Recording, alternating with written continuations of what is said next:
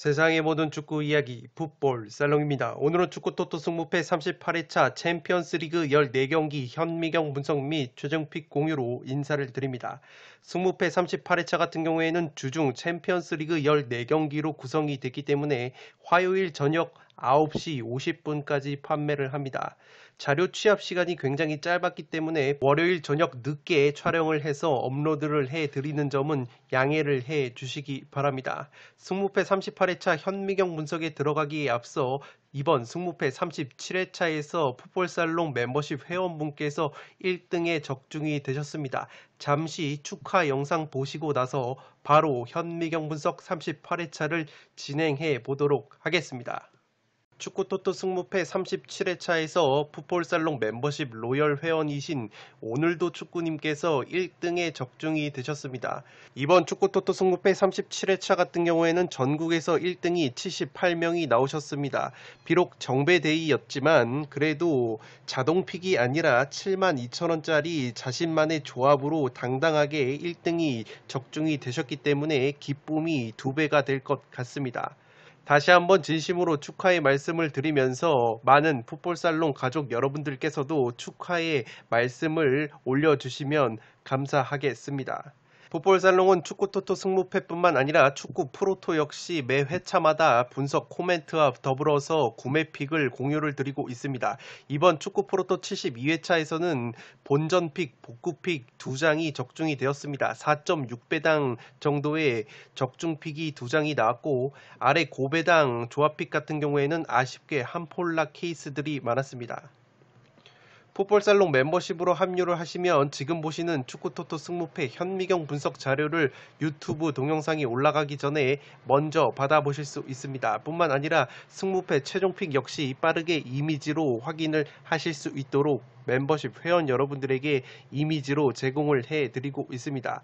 풋볼살롱 멤버십 카페에는 1000명이 넘는 고수분들께서 다양한 정보와 구매픽을 공유 및 교류를 하고 계시기 때문에 관심이 있으신 분들은 지금 화면 위로 올라가는 링크를 클릭을 하셔서 풋볼살롱 멤버십과 관련한 다양한 혜택을 확인을 해보신 뒤에 멤버십으로 합류를 해 주시면 되겠습니다. 승무패 38회차 현미경 분석 2부 첫 번째 경기는 8번 경기로 들어온 베식타스와 도르트문트의 경기입니다. 저는 베식타스의 단통 패배로 가보도록 하겠습니다. 아직 현미경 분석 1부를 먼저 보지 않으신 분들은 지금 화면 위로 올라가는 링크를 클릭을 하셔서 현미경 분석 1부를 먼저 시청을 해 주시기 바랍니다. 베식타스는 자국리그에서 3승 1무로 순항을 하고 있습니다. 홈경기에서 특히 3연승을 거두고 있고 실점이 단 한 골도 없는 탄탄한 수비력을 보여주고 있습니다.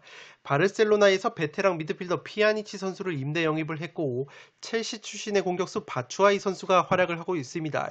이 바추아이 선수가 베식타스로 넘어가서 직전 경기에서 2골이나 넣어주면서 맹활약을 했습니다. 도르트문트와의 최근 상대 전적은 없었기 때문에 의외의 이 변수가 나올 수 있는 경기라고 보여지지만 그래도 도르트문트의 화력이 최근에 심상치가 않습니다. 직전 레버쿠젠 원정에서 4대3으로 난타전 끝에 역전승을 거뒀고 그 중심에는 에이스 홀란드 선수가 있습니다. 홀란드 선수가 레버쿠젠전에서 2골 1도움을 올려줬고 이 노르웨이 대표팀에서도 굉장히 많은 골을 넣어주면서 쾌조의 골 감각을 유지하고 있기 때문에 홀란드를 앞세운 도르트문트의 화력이 베식타스의 수비벽을 충분히 뚫어낼 수 있지 않을까 싶습니다. 다만 도르트문트가 최근에 레버쿠젠전에서도 보였듯이 수비가 굉장히 헐거워졌었는데 베테랑 수비수 홈멜스 선수가 레버쿠젠전에서 짤막하게 부상 복귀전을 치렀기 때문에 홈멜스 선수가 선발로 돌아올 수 있다면 수비가 한층 더 안정화가 되면서 베식타스를 상대로 승리를 가져갈 수 있지 않을까 싶습니다.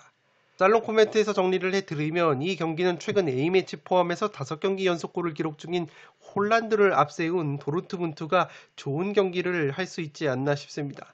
최근 도르트문트가 원정 경기에서 수비력이 좋지 못했는데 핵심 수비수 홈멜스가 레버쿠젠전에서 부상 복귀전을 치렀기 때문에 홈멜스가 들어와서 수비가 안정화가 된다면 공격까지도 조금은 힘을 받지 않을까 싶습니다.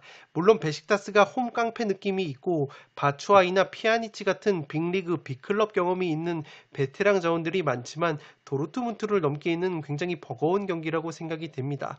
8번 경기는 베식타스의 단통 패배로 가보도록 하겠습니다. 9번 경기는 셰리프티와 샤흐타르 도네츠크의 경기인데 승패 투폴로 가면서 이변을 노려보도록 하겠습니다. 셰리프티라는 팀이 굉장히 생소하실 텐데 몰도바 팀인데 자국 리그에서 4연승의 상승세를 타고 있습니다. 이 셰리프티가 챔피언스 리그 본선에 올라오는 과정에서 디나모 자그레브를 홈에서 3대 0으로 완파를 하는 저력을 보여줬습니다. 디나모 자그레브가 크로아티아의 명문팀인데 이 디나모 자그레브를 홈에서 3대 0으로 완파할 정도면 이변이 충분히 나올 수 있는 경기력을 보유했다고 보시면 되겠습니다. 샤흐타르와의 상대 전적에서는 2003년도에서 1무 1패로 열세인 것이 있는데 워낙에 오래된 상대 전적이기 때문에 의미는 없을 것으로 보입니다. 셰리프티와 샤흐타르 도네츠크는 뭔가 조금 공통점이 있는데 이 핵심 공격수들의 이름이 트라우레로 같습니다.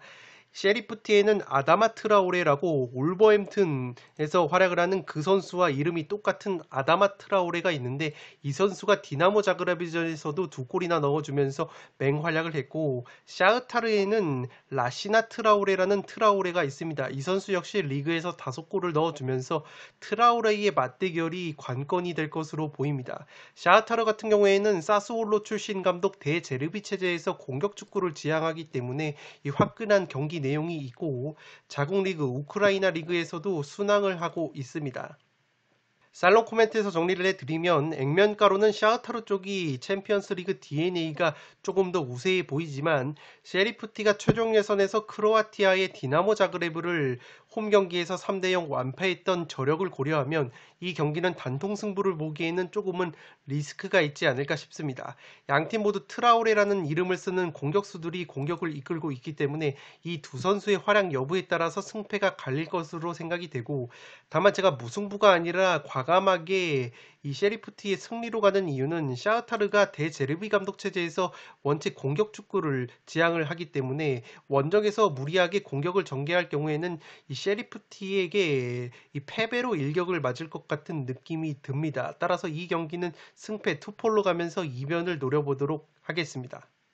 10번 경기는 맨시티와 라이프치히의 경기인데 맨시티의 단통 승리로 가보도록 하겠습니다. 맨시티가 직전 레스터시티 원정에서 힘겹게 1대0 승리를 거뒀는데 올 시즌 홈 경기에서만큼은 극강의 모습을 보여주고 있습니다. 2승 0무 0패인데 10골을 넣는 과정 속에서 실점은 단 한 골도 없었던 것이 맨시티의 홈 성적이라고 보시면 되겠습니다. 케빈 데브라이너 선수가 레스터시티전에서 교체 명단에 포함이 됐는데 휴식을 취했고 마레즈, 스톤스, 포든 등 핵심 자원들 모두 레스터시티 원정에서 휴식을 취했기 때문에 라이프치히전에서 최상의 전력으로 경기에 임할 수 있을 것 같은 맨시티라고 보시면 되겠습니다. 최근 상대 전적은 없었기 때문에 상성을 논하기에는 어려운 점이 있고 라이프치히 같은 경우에는 올 시즌 굉장히 힘든 모습이 있습니다. 직전 바이에른 뮌헨과의 홈 경기에서도 1대4 대패를 당했는데 핵심 수비수 우파메카노 선수가 뮌헨으로 이적을 했고 미드필더 자비처 역시 뮌헨으로 이적을 했습니다. 또한 이 바이에른 뮌헨으로 지금 나겔스만 전임 감독 역시 떠났기 때문에 이 핵심 자원들을 모두 뮌헨에게 빼앗긴 라이프치히라고 보시면 되겠고 지난 시즌 프랑크푸르트에서 날아다녔던 안드레 실바 선수가 영입이 됐지만 시즌 초반에 1골 1도움으로 조금은 기대 이하의 모습을 보여주고 있습니다. 소보슬라이 선수가 부상에서 회복을 한 다음에 2골로 맹활약을 해주고 있긴 해도 소보슬라이 혼자 맨시티의 수비진을 뚫기에는 굉장히 버거운 경기이지 않나 싶습니다. 살롱 코멘트에서 정리를 해드리면 이 경기는 핵심 자원들이 모두 복귀한 맨시티의 우세가 그려지는 경기입니다. 특히 라이프치히가 올 시즌 감독 교체와 핵심 선수들의 이탈로 인해서 팀을 재건하는 단계에서 과도기를 맞고 있고 이것이 경기력 저하로 이어지고 있습니다. 반대로 맨시티는 직전 경기 레스터시티전에서 조금은 힘겹게 승리를 거뒀지만 결과를 얻어내는 과정 속에서 데브라이너, 필포든 같은 부상에서 막 돌아온 선수들에게 휴식을 부여를 했고 이 핵심 선수들이 모두 복귀를 하기 때문에 체력 비축을 한 맨시티가 최근 홈에서 극강의 모습을 보여주고 있는 경기력까지 고려를 한다면 라이프치히를 경기력적으로 압도할 수 있지 않을까 싶습니다. 따라서 10번 경기는 맨시티의 단통 승리로 가보도록 하겠습니다. 11번 경기는 아틀레티코 마드리드와 포르투의 경기인데 승무 투폴로 가면서 이변을 노려보도록 하겠습니다. 아틀레티코가 승무패 37회차에서도 이 승격팀 에스파뇰 원정에서 겨우겨우 꾸역승을 거뒀습니다. 추가 시간이 10분이 주어진 가운데 극장골을 넣으면서 2대1 역전승을 거뒀는데 최근에 라리가에서 승리를 거둔 경기가 모두 한 골차 꾸역승이었습니다. 지난 시즌에도 한 골차 특유의 꾸역승이 많았는데 이번 시즌 역시 상대를 경기력적으로 압도를 하고 있지 못하는 아틀레티코라고 보시면 되겠습니다. 그래도 고무적인 것은 마테우스 쿠냐나 데파울, 그리즈만 같은 클래스가 있는 공격 자원들을 영입을 했기 때문에 공격의 다양성 측면에서는 확실히 포르투보다도 우세할 것으로 보이는 아틀레티코라고 보시면 되겠습니다. 포르투와의 상대 전적을 보시면 2승 2무 2패로 팽팽한데 가장 최근 맞대결이 2013년이었기 때문에 상대 전적은 그렇게까지 의미는 없을 것으로 보입니다. 포르투 같은 경우에는 자국 리그에서 3승 2무 순항을 하고 있는데 직전 스포르팅 원정에서 1대1 무승부에 그쳤습니다. 공격 자원인 타레미 선수가 이란 A매치 기간에서 이 부상을 당했기 때문에 이번 경기 역시 출전이 불투명하고 최근에 포르투가 측면 자원들의 활약이 좋습니다. 디아즈 선수가 왼쪽 측면에서 리그 5경기 3골 1도움으로 활약을 하고 있습니다. 살롱 코멘트에서 정리를 해드리면 아틀레티코가 시즌 초반 꾸역승이 굉장히 많습니다. 경기력 자체가 올라오지 않은 모습이고 그래도 이적 시장에서 클래스 있는 공격수들을 대거 영입을 해서 이번 경기 역시 홈에서 특유의 꾸역승은 거둘 수 있지 않을까 싶습니다. 다만 포르투 역시 챔스 DNA가 있는 팀이고 좌우 측면 자원인 디아즈와 오타비오 선수가 최근 컨디션이 좋기 때문에 최근에 아틀레티코가 3백 수비를 들고 나오는 상황 속에서 이 윙백과 센터백 사이의 하프 스페이스 공간을 포르투의 퀄리티 있는 측면 자원들이 파고든다면 포르투 역시 원정에서 승점 1점 정도는 가져갈 수 있는 경기력이지 않나 싶습니다. 특히 포르투의 수비진에는 베테랑 수비수 페페 등이 버티고 있기 때문에 아틀레티코가 또다시 비리비리한 경기력을 보여준다면 이 경기 역시 무승부가 나와도 이상하지 않은 경기라고 생각이 됩니다. 따라서 11번 경기는 승무 투폴로 가보도록 하겠습니다. 12번 경기는 리버풀과 AC 밀란의 경기인데 리버풀의 단통 승리로 가보도록 하겠습니다. 직전 리즈 원정에서 3대0 완승을 거둔 리버풀이고 올 시즌 홈 경기에서 1승 1무, 원정에서 2승 0무 0패로 프리미어리그에서 아직 패배가 없는 것이 리버풀입니다. 최근 AC 밀란과의 상대 전적을 보시면 2승 1무 1패로 팽팽한데 가장 최근 맞대결이 2016년의 친선 경기였습니다. 밀란전 이후에 3일 뒤에 크리스탈 팰리스와의 홈 경기를 치르기 때문에 일정 면에서는 이 수월한 면이 있고 리즈 유나이티드전에서 주포인 살라 선수와 특히 마네 선수가 득점포를 가동을 한 것은 고무적이라고 할 수 있겠습니다. AC 밀란 역시 자국 리그 세리에 A에서 3연승으로 순항 중에 있습니다. 직전 라치오와의 홈 경기에서 2대0 완승을 거뒀는데 올리비에 지루 선수가 코로나19 양성으로 출전이 불투명한 상황 속에서 에이스 질라탄 이브라이모비치가 부상에서 돌아오자마자 라치오를 상대로 골을 기록을 했기 때문에 질라탄의 발끝에 또다시 기대를 걸어야 하는 밀란이라고 보시면 되겠습니다. 밀란 같은 경우에는 리버풀전 이후에 4일 뒤에 유벤투스 원정이라는 이 만만치 않은 일정을 치르기 때문에 일정 면에서는 확실히 리버풀이 좀 더 수월하다고 보시면 되겠습니다.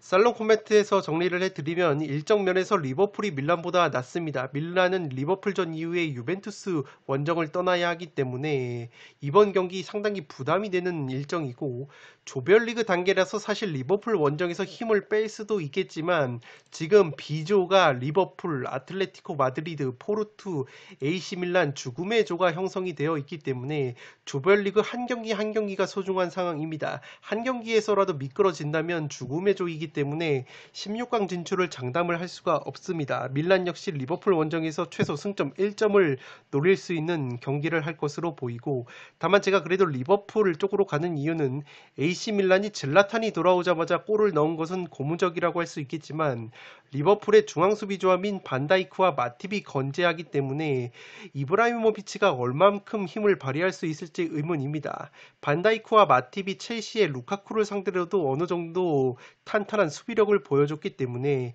이브라이모비치 역시 충분히 막아낼 수 있는 수비력을 보여주지 않을까 싶습니다. 또한 열렬한 홈팬들의 응원이 있는 안필드에서 리버풀이 웬만하면 패하지 않는 모습이 있기 때문에 12번 경기는 리버풀의 단통 승리로 가보도록 하겠습니다. 13번 경기는 스포르팅과 아약스의 경기인데 승무패로 지워보도록 하겠습니다. 스포르팅 같은 경우에는 최근에 2연속 무승부를 거뒀는데 자국 리그에서 포르투와의 홈 경기에서 1대1 무승부를 거뒀습니다. 코아테스를 축으로 한 3백 수비의 제공권이 탄탄한 것이 특징이고 아약스와는 최근 상대 전적은 없기 때문에 상성을 논하기에는 데이터가 부족한 점이 있습니다. 아약스 같은 경우에도 네덜란드 리그 깡패팀으로서 자국 리그 3승 1무 순항을 하고 있습니다. 리그 원정 경기에서는 홈에서만큼의 화력은 나오지 않고 있지만 무패를 달리고 있고 프리미어리그 출신의 장신 공격수 세바스티안 알레 선수가 최전방에서 올 시즌 4경기 4골로 맹활약을 하고 있습니다. 베테랑 플레이메이커 타디치 선수 역시 2골 1도움으로 제 몫을 해주고 있는 아약스의 공격진이라고 보시면 되겠습니다. 살롱 코멘트에서 정리를 해드리면 이 경기는 상당히 5대5 매치라고 생각이 됩니다. 아약스가 좀 더 챔피언스 리그 DNA가 우세하다고 보여지지만 아약스의 최전방 공격 자원인 세바스티안 알레 선수가 제공권이 좋은 선수인데 스포르팅의 3백 수비가 제공권이 나쁘지가 않습니다. 또한 공격 2선 자원의 퀄리티가 아약스가 우세한 면이 있지만 현재 두 팀이 속한 C조가 아약스, 베식타스, 도르트문트, 스포르팅이 속해 있기 때문에 모두가 해볼 만한 조입니다. 그렇기 때문에 아약스가 원정에서 무리하지 않는 운영을 펼친다면 스포르팅에게도 기회가 충분히 있을 것으로 생각이 되는 경기이고 따라서 이 경기는 승무패로 지어보도록 하겠습니다. 승무패 38회차 현미경 분석 마지막 경기는 14번 경기로 들어온 인테르와 레알 마드리드의 경기입니다. 저는 단통 무승부로 가보도록 하겠고 폴더스에 여유가 있으신 분들은 인테르의 패배, 레알 마드리드의 승리까지 받쳐보실 것을 추천드리도록 하겠습니다. 인테르가 직전 삼프도리아 원정에서 2대2 무승부에 그쳤습니다. 최근 레알 마드리드와의 상대 전적을 보시면 1승 4패로 열세이고 지난 시즌 챔피언스리그 무대에서도 2패로 열세를 보인 것이 레알 마드리드와의 상성이라고 보시면 되겠습니다.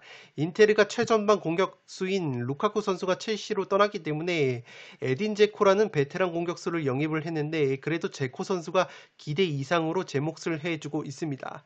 이 토트넘과 이적설이 돌았던 라우타로 선수 역시 리그 2경기 연속골을 넣어주고 있고 영입생 차라노글루 선수 역시 1골 1도움을 올려주면서 연착륙을 하는 모습입니다.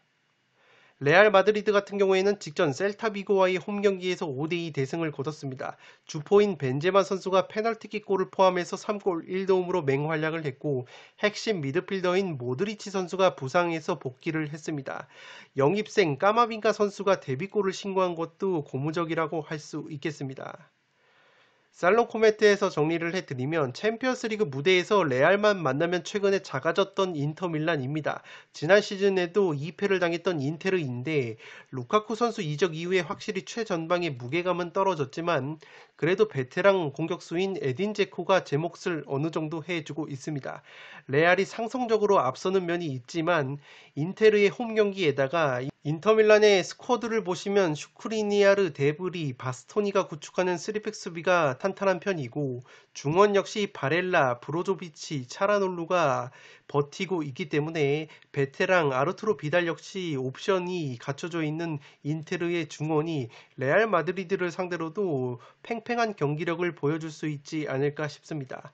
레알이 인테르의 제공권에 고전을 한다면 원정에서 쉽게 승리는 어려울 것 같지만 그렇다고 상대 전적에서 압도적인 우위를 보이고 있는 레알 마드리드에다가 직전 경기 주포 벤제마의 맹활약 그리고 모드리치 선수가 부상에서 돌아왔다는 점을 종합해서 고려하면 레알 역시 쉽게 패할 것 같지 않은 경기입니다. 그렇기 때문에 무승부를 베이스로 근소하게 레알로 기우는 매치라고 보여지고 조별리그 1차전에다가 시즌 초반이라는 점에서 양팀 모두 무리한 운영은 하지 않을 것이라고 예측이 되기 때문에 팽팽한 무승부가 그려지는 매치이지 않나 싶습니다.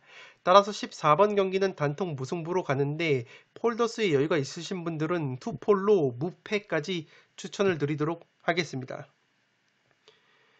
네, 이것으로 승무패 38회차 챔피언스리그 14경기 현미경 분석을 모두 마치도록 하겠습니다.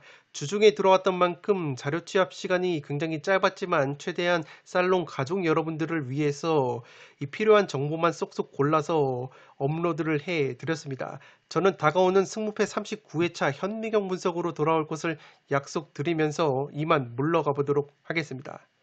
영상이 도움이 되신 분들은 좋아요와 구독 버튼을 눌러주시면 풋볼 살롱 채널에 크나큰 힘이 됩니다. 구독 버튼 옆에 종 모양의 알림 설정을 해주시면 그 누구보다 빠르게 양질의 축구 승무패 프로토 관련 분석 컨텐츠를 만나보실 수 있습니다. 지금까지 풋볼 살롱이었습니다. 감사합니다.